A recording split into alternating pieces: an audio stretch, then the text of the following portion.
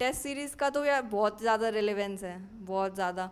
मैंने तो prelims, mains और इंटरव्यू के लिए भी मॉक इंटरव्यू सब मतलब किया था। प्रीलिम्स के लिए भी बहुत सारे टेस्ट दिए थे, मेंस के लिए भी पूरा मतलब स्टॉप वॉच लगा के कि 3 घंटे में पूरा कंप्लीट होना चाहिए, ऐसे करके करा था।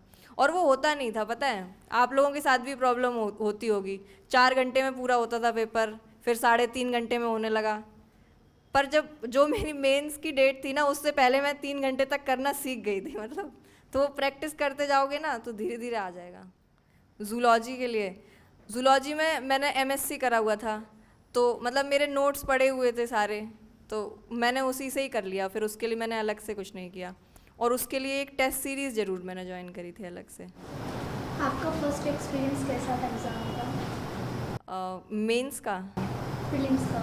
प्रीलिम्स का देखो यार, फर्स्ट एक्सपीरियंस तो ना बहुत ही ज़्यादा ख़राब था मेरा क्योंकि मैंने तैयारी करे बिना ही दे दिया था। जैसे काफ़ी सारे स्टूडेंट होते हैं ना जो प्रिपरेशन करे बिना ही पेपर दे देते हैं, तो 3 महीने पढ़ा था मैंने केवल। कोविड की वजह से पेपर अक्टूबर में हुआ था, और वो पेपर भी अगर मई में होता तो शायद मैंने बिल्कुल भी ना पढ़ा होता तो बस जून जुलाई अगस्त 3-4 महीने मैंने पढ़ा था और पेपर दे दिया। तो ना तो जीएस क्लियर हुआ था, ना सी सेट क्लियर हुआ था, कुछ भी क्लियर नहीं हुआ था फर्स्ट में।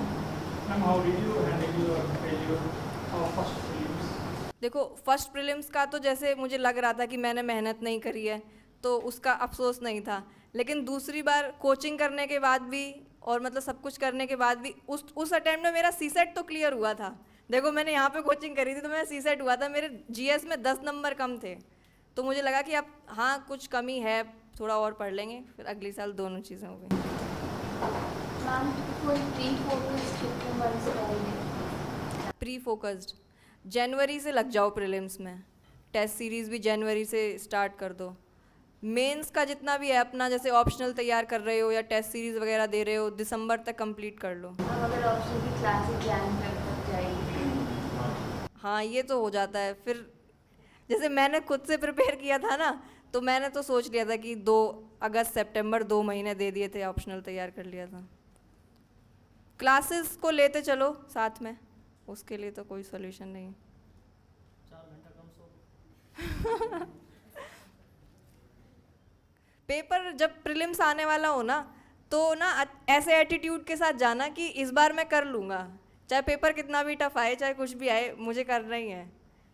एटीट्यूड से भी हो जाता है कभी कभी, मतलब मेहनत तो आपने करी ही होती है पहले से, कभी मतलब अंडर कॉन्फिडेंट मत जाना कभी भी। मैम, नोट मेकिंग के लिए टॉपिक एंड इंफॉर्मेशन बनाए और क्वेश्चन एंड आंसर फॉर्मेट में बनाए। नोट मेकिंग देखो, नोट मेकिंग ना कीवर्ड्स लिख लो, क्योंकि एंड में तो जब मेंस के लिए रिवाइज करने के लिए बिल्कुल टाइम नहीं होता।